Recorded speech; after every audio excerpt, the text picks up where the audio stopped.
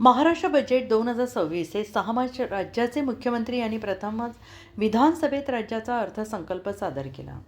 या अर्थसंकल्पात राज्यातील सर्वसामान्य नागरिक, शेतकरी, महिला आणि आरोग्य क्षेत्रासाठी कोणत्या महत्त्वाच्या घोषणा होणार याकडे संपूर्ण महाराष्ट्राचे लक्ष लागले.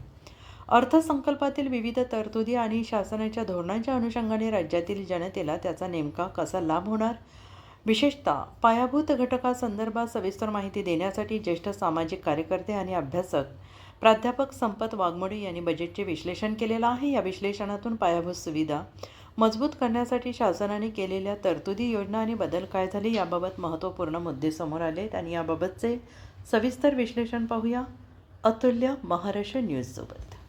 मी प्राध्यापक संपत वाघमोडे, परळी वैजनाथ, बीड. वैद्यनाथ महाविद्यालयामध्ये मी कॉमर्स डिपार्टमेंटला 30 वर्षे सेवा केली आहे. त्या दृष्टिकोनातून महाराष्ट्र शासनाचा जो काही अर्थसंकल्प सादर झालेला आहे, या अर्थसंकल्पाच्या निमित्ताने पायाभूत सुविधा यावर त्यांनी बऱ्याच प्रमाणात भर दिलेला आहे. त्यामध्ये मग मुंबई मेट्रो, पुणे मेट्रो किंवा हे जे काही महाराष्ट्रातले मोठे शहर आहेत, नागपूर, औरंगाबाद, अशा शहरामध्ये मेट्रोचं आणि रेल्वेचं जाळं उभा करणं फार महत्त्वाचं आहे. आणि आंतरराष्ट्रीय विमानतळ यामुळे जागतिक कम्युनिकेशन फार कमी वेळेमध्ये व्यापाराच्या दृष्टीनं आणि समाजाच्या उत्क्रांतीच्या दृष्टीनं खूप सोपं झालं आहे. म्हणून आंतरराष्ट्रीय विमानतळासारखाच अद्ययावत अशा रेल्वे लाईन जास्तीत जास्त महाराष्ट्रात ग्रामीण भागाला जोडण्यासाठी उभा करणं गरजेचं आहे. दळणवळणाचा व्यापाराचा दृष्टिकोन जागतिक पातळीवर विचारात घेतला पाहिजे. व्यापार हा एवढा सोपा आणि कठीण आहे, पण रस्ते त्यासाठी असणं फार गरजेचं आहे, जेणेकरून की महाराष्ट्रातील शेतकऱ्यांना माल उत्पादन तयार होतो, पण रस्त्यामुळे तो जाग्यावरच राहतो किंवा कमी किमतीमध्ये विकावा लागतो. आणि म्हणून शेतकऱ्यांची सुद्धा फार मोठी हेळसांड यामध्ये होते. म्हणून हे सरकारनं या अर्थसंकल्पाच्या निमित्ताने विचारात घेणं गरजेचं आहे. त्याचप्रमाणे हरित क्रांती करत असताना विचाराची धारा कागदावर होते. फार मोठ्या प्रमाणात वृक्ष लागवड केलं जाईल, असं जाईल, तसं जाईल, पण त्याची अंमलबजावणी होत नाही आणि त्याची जोपासना होत नाही. ही जर जोपासना वृक्ष लागवडीची झाली नाही तर प्रदूषण फार मोठ्या प्रमाणात महाराष्ट्रात वाढेल आणि अनेक संकट निर्माण होतील.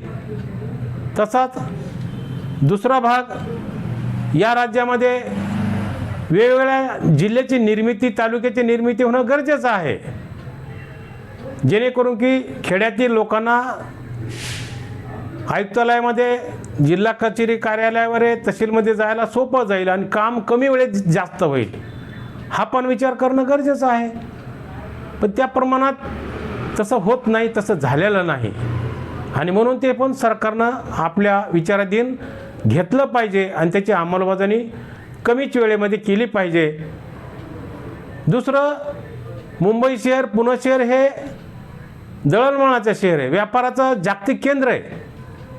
पण यामध्ये वाहतुकीमध्ये सर्व जनता, सर्व अधिकारी परेशान असतात. याची सोडवणूक कशी करता येईल त्यासाठी शासनानं विचार केला पाहिजे. आणि तो विचार करत असताना आपलं जे काही मुंबईचं मंत्रालय आहे हे शेवटच्या भारताच्या टोकाला आहे.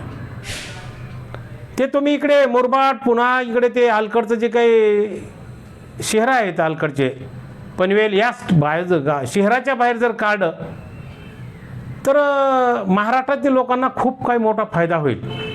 वेळ कमी वेळेमध्ये जास्त काम होईल.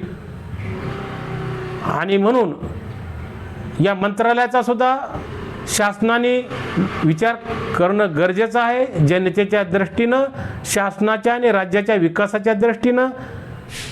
पण तसं विचारात कोणी घेत नाही, पण घेतलं पाहिजे, तरच व्यापाराला फार मोठी चालना मिळेल आणि जागतिक लेवलवर जर आपल्याला पोहोचायचं असेल तर जागतिकीकरणाचा विचार केला तर तुम्हाला वेळेला दळणवळणाच्या वेळेला महत्त्व देणं गरजेचं असल्यामुळं शासनाने या सर्व गोष्टीचा विचार करावा. इथे मी थांबतो.